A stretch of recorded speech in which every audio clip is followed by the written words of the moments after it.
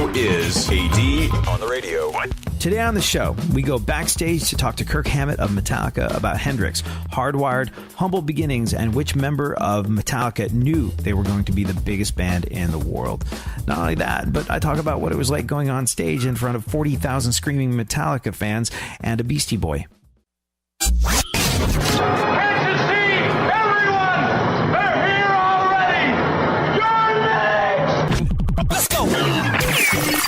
Welcome to the future, where the glass is half full and you'll need new glasses, where you'll be jumping from conclusions. The past is annulled, and a new future is born.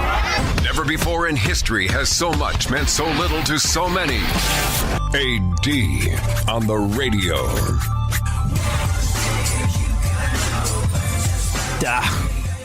What a spineless sack of crap our president is being. Look, on this show, and by the way, can I just say, this is what we were going to come in and do today. We were going to goof off. We were going to take a little break. We had this whole sort of thing planned out. When our president goes on vacation, we're going on vacation from politics.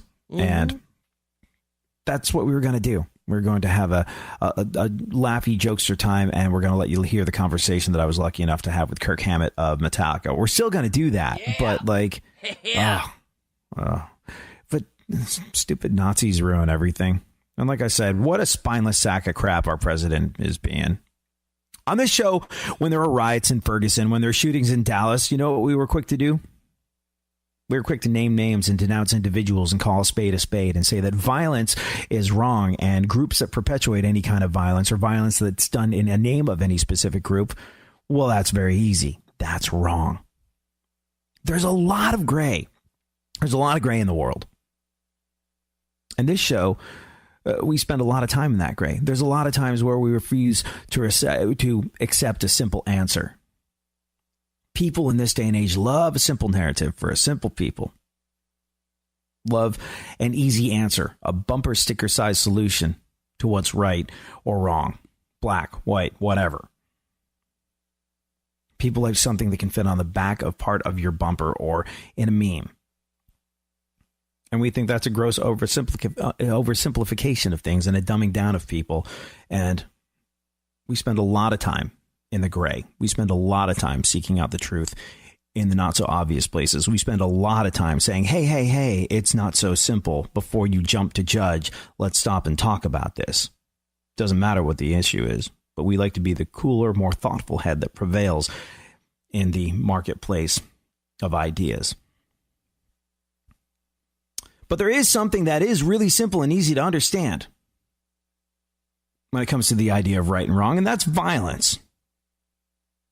And that's murder, and that's killing, and that's terror. For people who think that Trump condemning violence on all sides gets the job done with regard to what a president should do when a white supremacist commits an act of terror and kills someone, let's just remember. When Trump wants to go after you, Trump goes after you. Trump is, if nothing, specific when he wants to get into it with someone, when he wants to say, this is bad. This is wrong. And if you don't believe me, well, check in with the Khans, or Comey, or Curiel, or Mika Brzezinski, or Rosie O'Donnell, or the cast of Saturday Night Live, or Megyn Kelly, or MSNBC. When Trump has beef with you, you know about it. He's never been shy about being specific. Now, we are, of course, talking about the fact that white nationalists gathered on Saturday. Unite the Right march in Charlottesville. They absolutely, this being America, can do that. That's okay. You don't have to like it. You don't have to think they're smart. You don't have to endorse it. But because we do live in America where there's free speech and the right to peaceful assembly, you kind of got to deal with the fact that these folks can do this sort of thing. They were met by counter-protesters. There was shouting. That became pushing and shoving. And then people were fighting. 1:45 or thereabouts. A car plows into another vehicle near a group of these counter-protesters. People, limbs, bodies go flying. One person killed. A woman called Heather Hare, 32 years old, a paralegal. Her friends and people that knew her describe her as a passionate advocate for the disenfranchised, who was moved to tears by injustice. 19 others were injured, many of them critically injured. 34 people were wounded in the clashes. Every person engaged in violence in Charlottesville should be behind bars right now. But what our president did not do when he could stand up and be strong made me sick.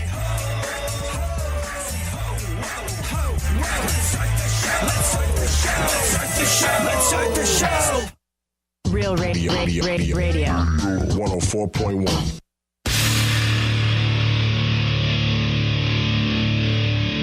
Where the left and right come together for fundamental truths. AD on the radio, on Twitter at ADSXE.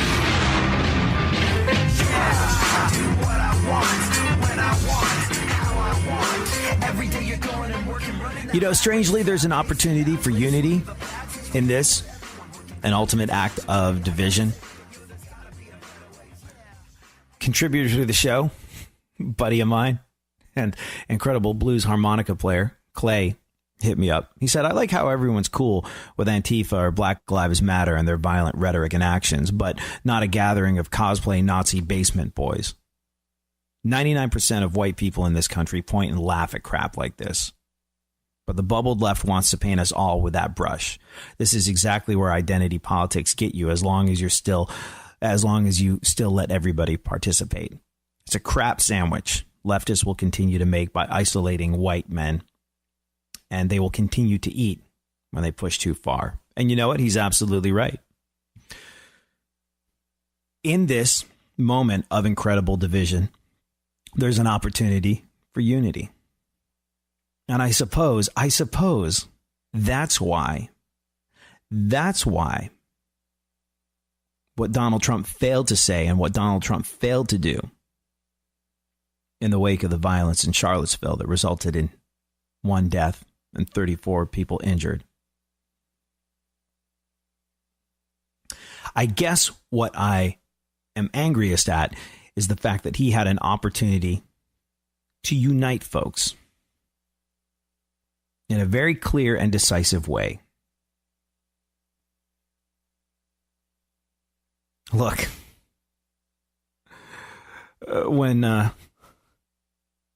when Steven Spielberg in the Indiana Jones movies, or Quentin Tarantino in his flicks, needs a bad guy, it's very easy. You just grab a Nazi. That is clearly the wrong side of history. That is clearly the wrong side of everything. And while folks didn't necessarily identify as Nazis in this particular case, the idea of acts of violence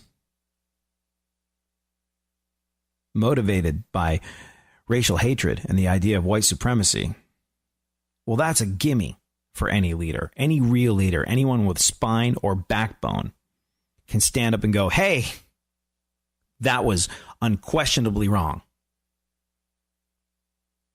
What this person did in the name of the KKK was wrong. What this person did in the name of white supremacy, it's not what America is about. We won't stand for it. We won't put up with it. In every way, shape, or form, it is wrong. What did Trump do? He glossed over an opportunity to unite Americans. He said, we condemn in the strongest possible terms this egregious display of hatred, bigotry, and violence on many sides. On many sides. It's been going on for a long time in our country. Not Donald Trump, not Barack Obama. This has been going on for a long, long time. That's what Trump had to say about it. Look,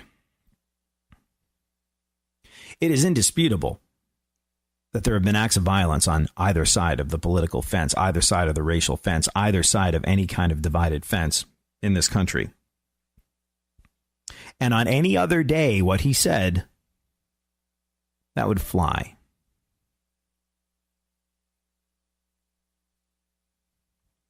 But because he's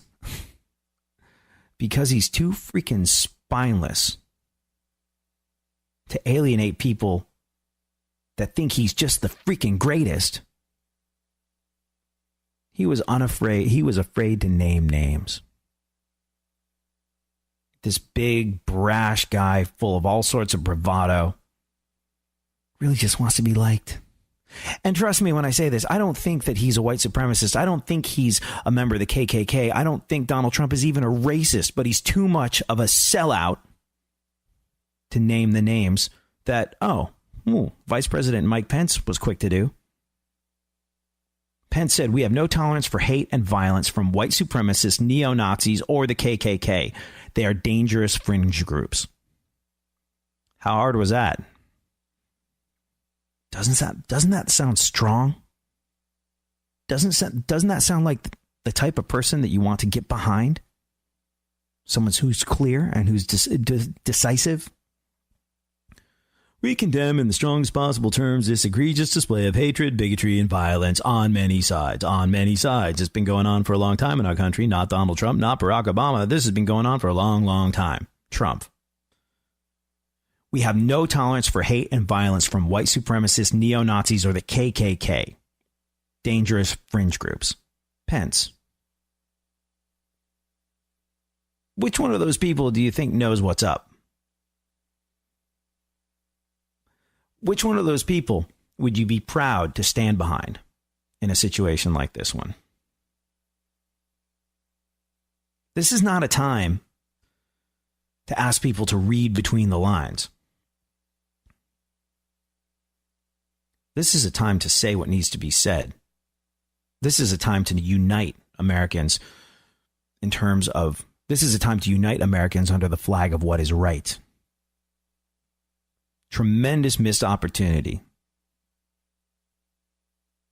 Because he's a spineless sack of crap. Or at least that's how he's behaved this weekend.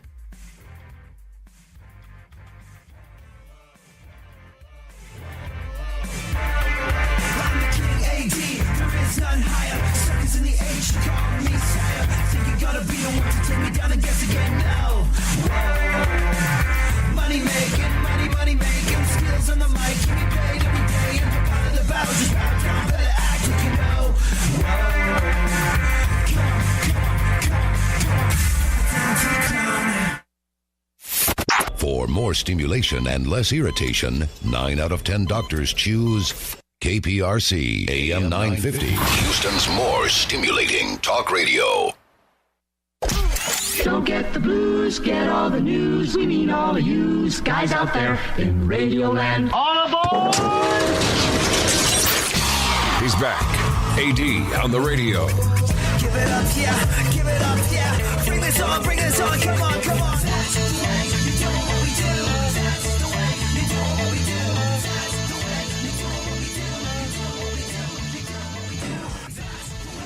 I can feel the heat I'm getting for this one already, but it's true. Look, there's nobody that's more devil's advocate than me. There's no one that is willing to dig deeper into the psyche of something that is wrong to try and understand that which we are not than me. There's no one who is more dedicated to being able to dialogue in a meaningful manner with everyone than I am. There's no one more dedicated to being able to dialogue in a productive way that brings us closer together, even with people who believe things that are so opposite to us, than I am. At least I don't think there is. But it was a wuss move. It was a punk move. It was a bitch move on Trump's part not to do what needed to be done. I'm sure. Look, I don't know when you're listening to this show. There might be an opportunity for him to read all the negative press that's going on. Like, why didn't Trump condemn this? It was really like, and I'm sure by the time you hear this, there might have been a statement made where he's a bit more strong, a bit less wishy-washy. And if you're just joining us, let's roll back and check out Trump's statement on the violence in Charlottesville, which resulted in a death because of an act of terror committed by a white supremacist. We condemn in the strongest possible terms this egregious display of hatred. Okay. Bigotry. I editorialized there. Hold on. This is serious. I don't want to put words in Trump's mouth. I want you to know that these are the words he chose in this situation. He said, we condemn in the strongest possible terms this egregious display of hatred, bigotry, and violence on many sides. On many sides. It's been going on for a long time in our country. Not Donald Trump, not Barack Obama. This has been going on for a long, long time. Part of you goes, what the hell is he even talking about? So vague and nonspecific.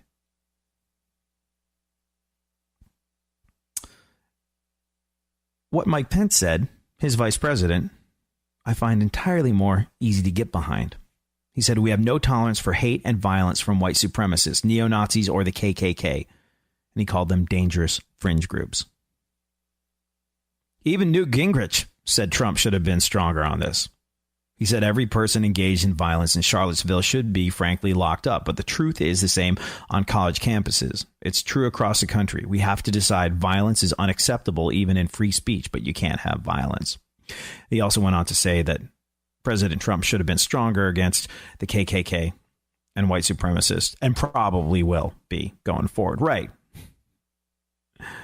After he hears how freaking disgusted the vast majority of us are in his inability to call a spade, including a lot of people in his party.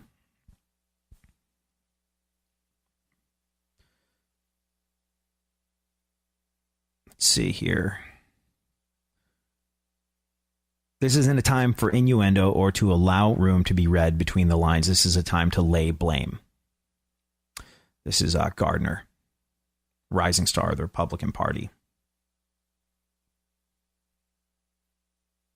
He said, this president has done incredible jobs of naming terrorism around the globe as evil. He has said and called it out time and time again. And this president needs to do exactly that today. We should call evil by its name. This is what folks in Trump's party are saying about how he handled it.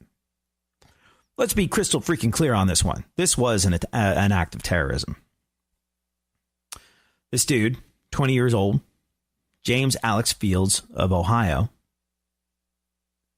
deliberately drove his vehicle into counter protesters. It's an act of violence. Remember what happened in Nice, in France, or on the London Bridge, or in Jerusalem? Those ISIS attacks with vehicles, same deal. Terror is terror is terror. And now look, is what Trump is doing by coming out weak on this, is that an act of white supremacy? No, I've said it before. I've said it. I'll say it again. I don't believe Trump is a racist. What I believe is that he is a person who sells out his principles for support.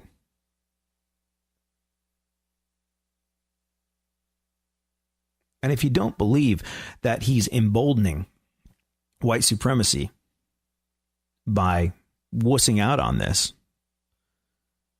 well, here's the Daily Stormer, neo-Nazi. Quote, every last word of this was written by a neo-Nazi. He outright refused to disavow. He refused to even mention anything to do with us. When reporters were screaming at him about white nationalism, he just walked out of the room. Now, here's the thing. Trump might be in a tough spot with an account like that. But the bottom line is, this is written by a neo-Nazi. That's what they're thinking. That is what they are believing. Trump has become useful to them. David Duke, quote, "This represents a turning point for the people of this country. We are determined to take this country back. We're going to fulfill the promises of Donald Trump. That's what we believed in. That's why we voted for Donald Trump, because he said he's going to take our country back." Took Trump forever to say, "I disavow," okay? Took him freaking forever. So if you think for one teeny tiny moment that Trump being weak in the face of white supremacy isn't emboldening more of this, you are wrong. It's there literally in black and white. Right, yeah. It's there literally in black and white for you to read. Nazi types saying, "This is our guy. We're going to take our country back. This is why we voted for him." They tried to beat him up on white supremacy. He just walked out of the room. He refused to say a word against us. Our time has come. First, they came for the socialists, and I did not speak out because I was not a socialist. Then they came for the trade unionists, and I did not speak out because I was not a trade unionist. Then they came for the Jews, and I did not speak out because I was not a Jew. Then they came for me, and there was no one left to speak for me.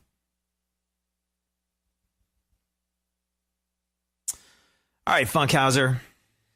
We gotta ramp up into this Metallica interview. The heaviness. Oh my gosh, it's supposed to be a fun day. Freaking Nazis ruin everything.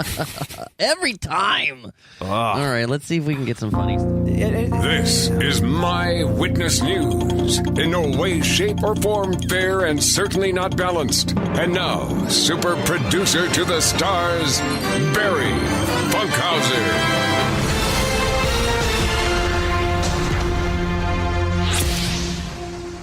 What were you saying? Oh, nah, Nazis ruin everything. Yeah. I was hoping to have a fun day on the air. And well, we do get to talk to Metallica later. Right, yes. No, actually, maybe we should talk a little bit about that. How much time do we have before? Like 5 minutes here. Oh, really? And then another 8. All right, yeah, then another 8, so we're good. Okay, all right. Yeah, we should probably talk a little bit about the whole Metallica experience. Like, we got to go backstage at a Metallica show, which is a massive production, like 40,000 people there to see. And man, there was so much work that goes into this. Like, you really begin to appreciate what it must be to be not just the band, but the entire industry that surrounds the band when you're a band as big as Metallica. Because, like, in the run up to us doing like a 10-minute interview and me getting on stage and announcing Metallica, there was probably like 25 emails that happened in the previous week. And I was like, there's no way you can actually expect me to read all of this, right? And I was just like, I know I'm going to miss one of them. And I know one of them is going to contain a vital piece of information that I'm going to, for whatever reason, not see because, you know, it's one of 25 emails. And I'm going to break the Metallica concert because I didn't get this one piece of vital information. I was so, like, freaking paranoid by the end of it. Like, it's just ultimately we're having a chitty chat with an amazing guitar player by the name of Kirk Hammett, who happens to be the guy in Metallica. But man, there's a lot of moving parts to that stuff. And it just, when Metallica decide to hang it up, that's a lot of people looking for a job. Mm-hmm. It's crazy. They're a whole economy in and of themselves. Who do you think has more people, Metallica or Bieber? See, that's a hard question. I think Metallica because, you know, Bieber has less celebrity in it, so there's less, you know, people that. Well, I mean, Bieber's more of a I don't know. I wonder who's more famous, Justin Bieber or Metallica. 4 people in Metallica, and only one Bieber. The band and doesn't also, need like makeup and stuff. Yeah, and also like Justin Bieber's got a label, some record label. We're just like, absolutely, Satan, I would like to sign that contract. And so he's partnered with a label. Metallica have their own record label. So not only are they this touring thing, not only are they this band of musicians, but they're also their own record label, and they have a staff, and they have, all that stuff. So I would imagine there's probably more moving pieces in a Metallica record than a Justin Bieber record, at least in America. Does Bieber have pyro in his concerts? Yeah, I doubt it. Yeah, I'm sure he does. I'm sure. Really? But I don't know. I think, flame for flame, nobody beats a Metallica show. Like, that's a lot of flashbang stuff going on up there. That was a lot of... It was like... I was standing by the side of the stage when Avenged Sevenfold, who are not allowed to have as much pyro as Metallica, they were on. And, I'm standing probably about 50 feet away from the flames, and, I swear to gosh, my eyebrows are singed. You feel the heat. Yeah, it's crazy. It's crazy, but we had an amazing chat, and we got backstage, which was kind of a freaking zoo again. Funkhauser and I were like, don't look at anyone directly. This has been a really big thing. I was like, say nothing to no one. My job is to keep quiet and walk around with a recorder. It's fine. Yeah. We're supposed to be unobtrusive until the very last moment. Very difficult for me. And then, you chat to Kirk Hammett or one of the guys in Metallica. We've talked to Trujillo a bunch of times. We're collecting all the Metallica members like Pokemon. Yeah. I think we're going to talk to James Hetfield sometime in the not too distant future. So, and nicer, more relaxed, laid back guys they could not be. But I think they're allowed to be relaxed and laid back because everything around them is so handled to the umpteenth degree. But it was an amazing experience. I got to go on stage in front of 40,000 people and say, "Are you ready for Metallica?" That was pretty cool. That was awesome. I was at the very back of it, so it was very... Who's that ant coming up on stage? Oh, that's AD. Big stage, giant stage. Yeah. Good way to go out. I've never seen them in a military town, too, and I guess they're big in the military. The military guys like Metallica. So, it was full of... I think there's people like Metallica. Yeah. Oh, but when they went into that song One, and everybody just... That was some stuff. Yeah, that really was some stuff, actually. Mm-hmm. That was haunting in a military town, for sure. It's so funny because I went out to see Incubus the other night, and I'm standing there, and some guy's like, "Are you the guy that brought Metallica on stage the other night?" I'm like, "Wow, good memory." I didn't think anyone could see me. I thought it was too far away to be seen. And he must have had good tickets. He must have had good tickets. Yeah. Everyone was like, "Were you nervous to do that?" And no is the answer. I was not nervous to do it. I don't know why. I would rather go address 40,000 people that I don't know as opposed to 10 people that I do know.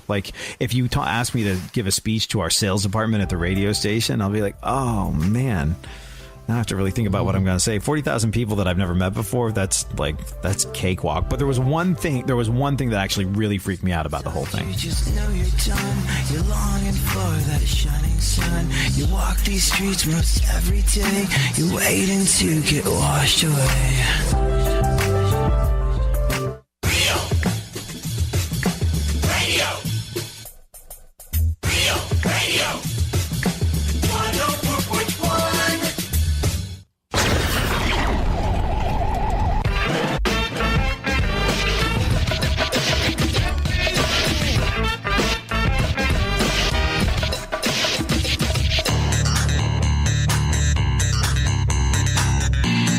Now, more AD on the radio. So you were really freaked out? What was that one thing that freaked you out on stage? Oh, well, no, going up on stage, and we're going to be giving you a chance to check out the conversation we had with Kirk Hammett of Metallica in just a little bit. But going up on stage to introduce Metallica in front of 40,000 people, the guy from their management was just like, "Dude, you think you're going to be fine with it, but so many people just, completely buckle when they're in front of 40,000 people and they've got something to say." And I don't know why I've never had a problem with that stuff. I mean, I think the most I ever played to when I was in a band was probably around 20,000 people, which if you're looking at, 20,000 people versus 40,000 people, the intimidation factor is about the same. But no, I've never gotten nervous going out on stage in front of 20 to 40,000 people. When I've got to like talk in front of like the office, I find that to be significantly more intimidating, not because I'm like scared of our sales department, but I know they're looking at me going, you are getting in the way of me and my chicken sandwich that I've got ready waiting for me at lunchtime. This had better be good. This had better be good. This presentation that you're giving us, whatever the hell it is. So like that I find to be more intimidating. But like as I'm getting in the car to go pick up Funkhauser and we're going to go on our merry way to interview Metallica, their management calls and he goes, so slight change of plan. You're not going to be bringing on Metallica. I was like, okay. He's like, you're going to be talking about how they're going to be there in a little bit. And then you're going to be bringing on Mixmaster Mike from the Beastie Boys. I was like, what? Because like they had him spinning. And if you listen to the show for any length of time, you know that my favorite band, without even having to think about it for any moment, is Beastie Boys. And they're just irrevocably a part of my DNA. They always have been. They always will be. They're the reason for everything. I think, you know, a lot of people have something like that. And for me, it's Beastie Boys. And I was like on the phone getting this news that I was going to be bringing on Mixmaster Mike from Beastie Boys, who was sort of like the DJ between bands that night. And I was like, oh, that's an interesting sensation. My knees are actually starting to buckle. And I had to like hold on to a tree that was right next to my car, because like my knees started to give out with the news that I was, and like I put the phone down and I was like, I'm going to be introducing Mixmaster Mike from Beastie Boys. I might cry. And then I cried. Like there were actual tears coming down and like there have maybe been 2 times in the entirety of my time on this planet where I've been speechless and tongue tied and didn't have the right words. You know, you get into this gig because you have a gift of gab. And I go backstage and I meet Mixmaster Mike. And this is what I say. Like that's the first thing that comes out of my mouth. Hey, this is Mixmaster Mike. You're going to be bringing him on. I'm like, and he's looking at me and I'm like, I'm sorry. Beastie Boys really mean a lot to me. Like that's the most I could. And he's like, it's okay. Cool, man. Thank you. And so like I did a double take. I take a deep breath. I compose myself. I'm like, hey, I'm really sorry, but I just have to let you know, Beastie Boys are everything to me. A lot of people say that Beastie Boys are their favorite band. Beastie Boys are my favorite thing. Like I love the work that you did with Beastie Boys. This is something that has affected my life so much in every single aspect. It is a tremendous honor to meet you. And I want you to know that the work that you've done has had an incredible impact on my life. And he's like, there you go. I was like, I knew I could get it together. And so we had a little chat and there's a picture of me and there's a picture of me and Mixmaster Mike on the old Instagram and I think Twitter too, where I'm standing next to him making a funny face. He's making a funny face. I'm holding a microphone. So it's almost sort of kind of maybe like I'm a Beastie Boy in that picture. It was one of the greatest experiences of my life. And then Mixmaster Mike goes, hey, when you bring me on, could you just say, you know, Mixmaster Mike from Beastie Boys and Rock and Roll Hall of Fame member and kind of like do it up. Like he was worried I wouldn't, you know, have enough things to say about him. What I like, and I was like, it's fine. I know everything that you've done. I will sell you up well. Like this will not a problem, sir. And then, you know, people were asking me like, did you have any kind of nerves going on stage? And like nerves going on stage to introduce Metallica in front of 40,000 people. The answer would be no. But as I'm walking out on stage, I'm still kind of like just completely taken aback by the fact that I just met Mixmaster Mike of Beastie Boys. And it was awesome. And it was perhaps one of the greatest experiences of my life. It wouldn't have been that for everyone. But for me, this was a tremendous deal. So I actually had to do a moment of like, I got this. Okay. Like I had to put that behind me, take a deep breath and refocus when I got on stage. Otherwise, the fact that I just met Mixmaster Mike would get in the way of my introduction of Metallica. So when people ask me, was I nervous to go out on stage and do that? No, but something did happen that freaked me the hell out. So that was it. Funkhauser. Well, you kept your composure pretty well from what I could see. Yeah. I don't know what I would do. I would cry too. From meeting Mixmaster Mike, or just from being just out the on whole stage thing in general. I think I would break down. See, none of this stuff phases me. Like, you know, I hate to use the expression jaded. Well, you had practice in the beginning when you were like younger, being in front of people. So that's probably a part of it. Yeah. I don't know. I guess it works by degrees. And I'm not like trying to be like. Some people are more comfortable in front of thousands of people. I think I'd like to be like that, but whew, it's hard. Well, would you rather get up and give a speech in front of two people that you know? It's like that Jerry Seinfeld thing, you know, like somebody brought this up to me. They're like, it was amazing how like easy that seemed for you. I was like, well, yeah, not a big deal. They're like, I'm really afraid of public speaking. And Jerry Seinfeld does a great bit where he points out the fact that people's number one fear is public speaking. Like people are more afraid of public speaking than death. Seinfeld was like, death is number two. That means at your average funeral, most people would rather be in the casket than giving the eulogy. So it's like, it's a weird thing. Public speaking freaks folks out. Never really has for me. All right, Funkhauser. Well, we're going to talk to them next. We're going to talk to Kirk Hammett, legendary guitar player of Metallica, Rock and Roll Hall of Fame member, and all-around nice guy. Directly ahead, you'll hear our conversation with him.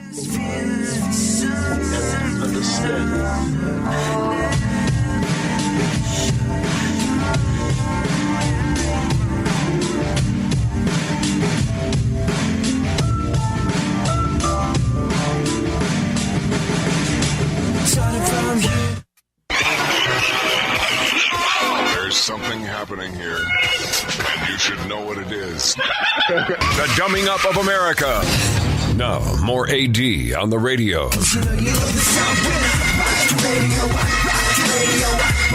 So before we get into our talk with Kirk Hammett of Metallica, did you notice what James Hetfield of Metallica did right after the first song, Funkhauser? No. Huh? He took just a second and he said, let's get one thing out of the way right now. Tonight is about the similarities, not the differences. This is about music. This is about metal. This is about Metallica. This is about coming together. This is not about who you voted for. This is not about who you want to marry. This is not about what sex you think you are. This is about what makes us the same, not about what makes us different. And the crowd couldn't have been more stoked for it. It was an absolutely incredible moment, and it makes me feel like Metallica, who are so good at tapping into what the world is feeling, knows that we are done with division, and that's a good thing. We'll talk to Kirk Hammett right after some of his best work in my favorite Metallica song, Sanitarium. Welcome home.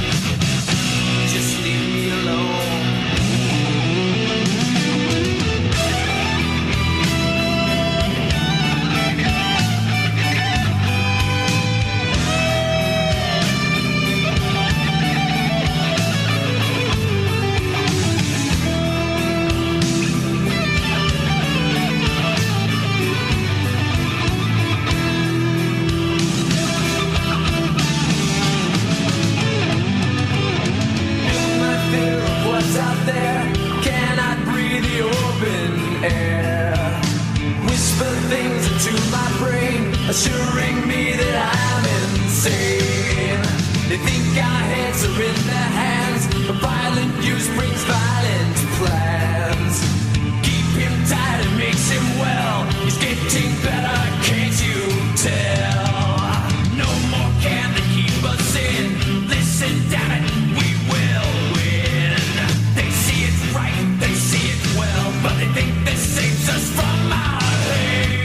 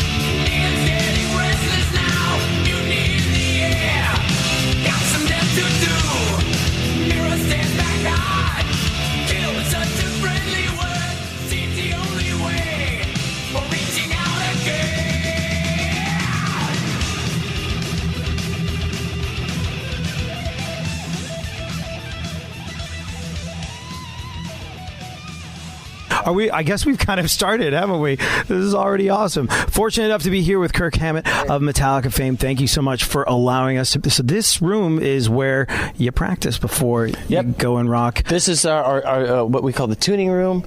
There isn't really that much tuning that goes on in here, actually, when I think about it. It's more playing and discussion and, warming up. But yeah, this is where we come in and just run through a few songs before we go out on stage. Mm-hmm. And it's great because, it gives us a sense of, continuity and it gives a sense that they're all warmed up together, which is great.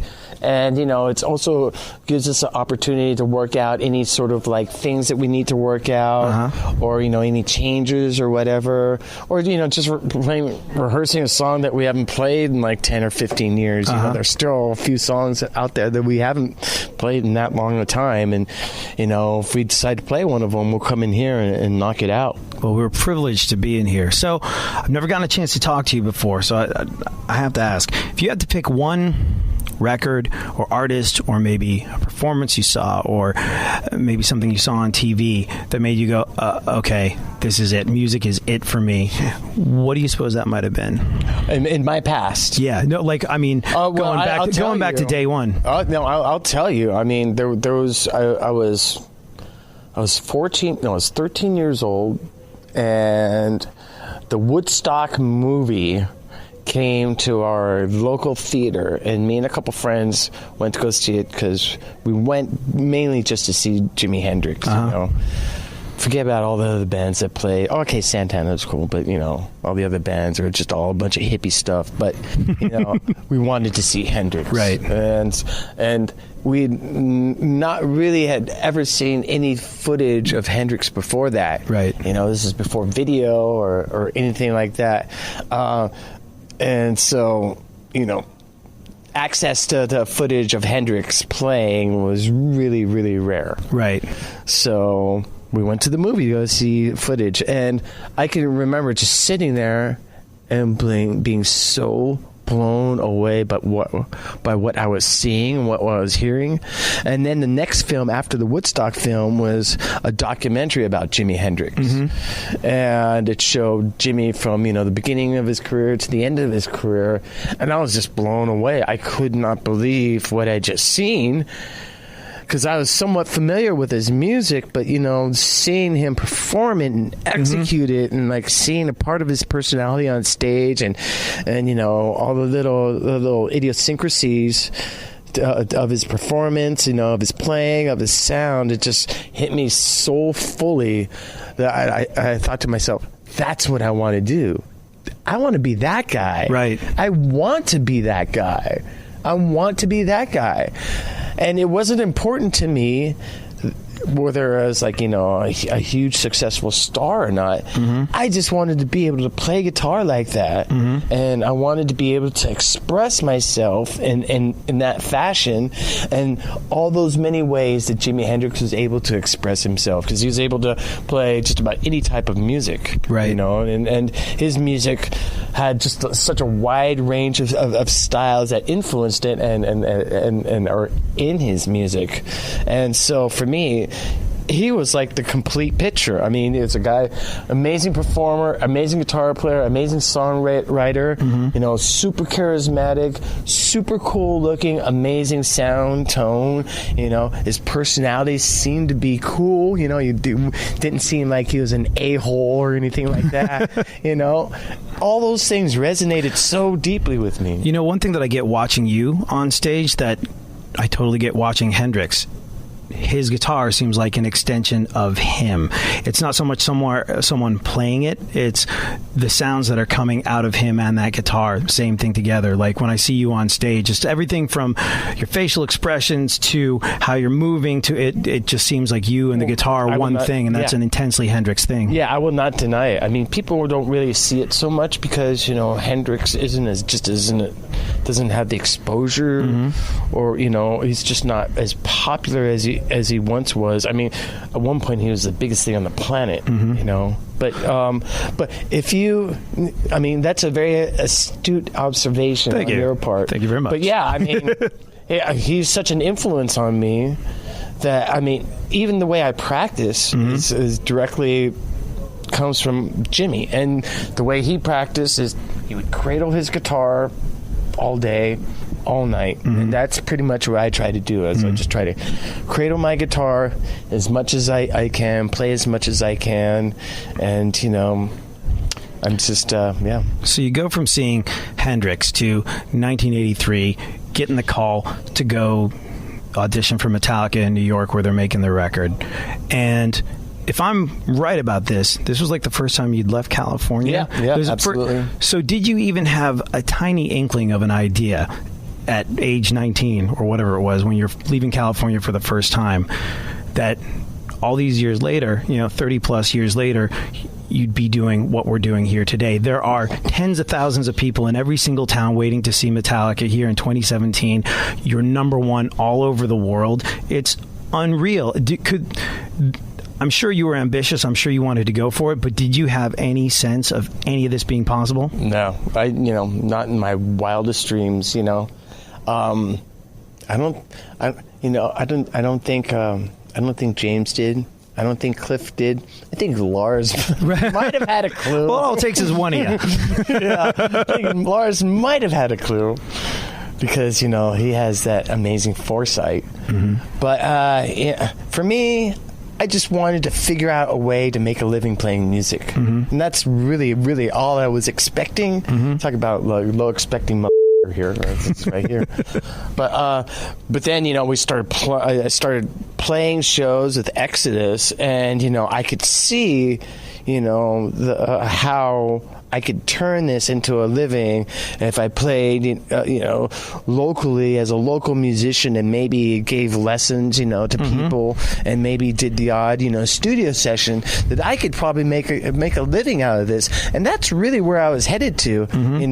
Of course, all my other energies went straight into Exodus and making that band the best that it possibly could be. But at the end of the day, I really just wanted to be able to not work at Burger King. Well, mission accomplished. Good job so far. I think you've managed to dodge the BK bullet on this one. Yeah, absolutely. If you had to pinpoint a reason why so many bands have come and gone in the time that Metallica's been around, and you're still here, you're still maintaining, you're still putting out new music that people are hungry for, and there's still, like we said, tens of thousands of people showing up in every city to see you. If you had to pinpoint a reason why Metallica has managed to sustain, what would you think that would be? Well, I mean, the most obvious thing is that it's our music. Our music stands the test of time. I mean, our music there's certain aspects of our catalog that have just not aged at all. It's amazing because it's nothing like what was happening at the time when you were doing it, yet it sort of became the standard. You guys, it's other people try and be part of what's going on in the world. You, kind of like someone like Bowie, changed the world to fit what you were doing. Yeah, I mean, there was a time when we stood out. We were like the orange in the apple cart. I mean, we stood out so much, and literally there was a point in our career when people saw us coming, they would turn around and run because we were that loud, noisy band with screaming vocals that play way too fast, too heavy. Back then there wasn't anyone like us, at least that was doing this in the States. You had similar music coming from Europe. But and for us, we were just doing our thing, and we totally believed in what we were doing, and we totally believed in our mission, and we went for it, man. And somehow or another, we managed to penetrate really, really deeply. Yeah, really, really deeply, and now it's just. We're a part of, we're such a part of modern culture that it just blows me away. It's honestly like you don't see it because you're not hanging around in the town the week and a half or 2 weeks or month in the run up to your show. But San Diego has become a Metallica city. It's like I love San Diego for that. It's almost like Comic-Con. The All-Star Game. It's like Comic-Con when the whole place turns. It's more than that. It's more than that because Comic-Con is people coming from all over the country and all over the world. Right. This is the city of San Diego going, this band that has made us our family all these years, has made us family for all these years, is going to be in town. It's like Christmas or something. It's fantastic. It's amazing. Have you surfed at all in San Diego? I have surfed some of the local spots, but not this time around. I heard the waves weren't so happening yesterday, which kind of bums me out. But man, love Swamis. I need to go down to Trestles. I have a lot of friends who are surfers in this area. I mean, San Diego is just one of the surf destinations on the West Coast. Right. And so I plan on coming down here more often just to check it out and surf more often for sure. So when you're surfing, do you ever get like, that's a Metallica guy? Yeah, but usually you can't catch me. It's like on a wave. We're surfing out of their perimeter. Very, very cool. Well, we won't take up any more of your time. Man. Oh, thank you very much. Appreciate your time, Kirk. Yeah, can't wait to see you tonight. We've been waiting on this for a very long time. Should be a good show. Very cool. Oh, also we have a whole bunch of Rock 105.3 goodies for you here, including a Rock 105.3 sippy cup for the fancy tea that you were just brewing. I need that sippy cups, man, because I definitely have a drinking problem. Thanks, man. Thank you. No, thank you very much.